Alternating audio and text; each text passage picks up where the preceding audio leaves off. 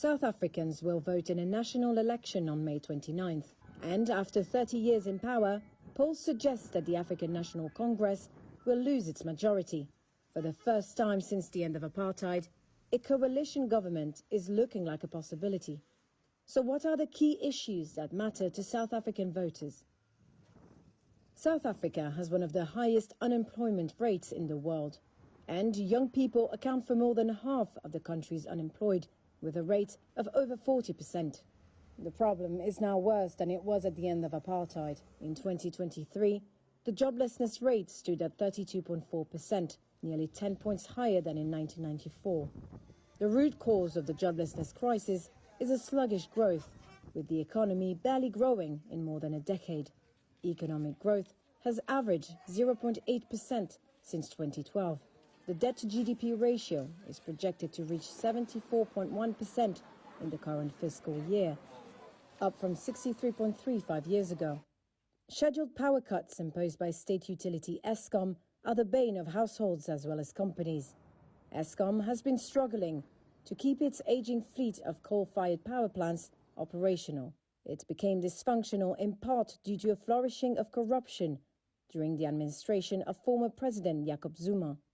Now, the government is working to add generating capacity, largely through deals with private companies operating solar and wind projects. Many South Africans believe that the greed of people in office is contributing to poor service delivery for everyone else. Known as state capture, a 2018 inquiry found that high-level corruption had been systemic in government during Zuma's years in power. Zuma himself denies any wrongdoing. Since taking over, President Cyril Ramaphosa has said tackling corruption was a priority. But opposition critics say his administration has done too little to stop the rot. South Africa has one of the world's highest rates of violent crime. Poverty, unemployment and inequality have created fertile ground for crime to take root.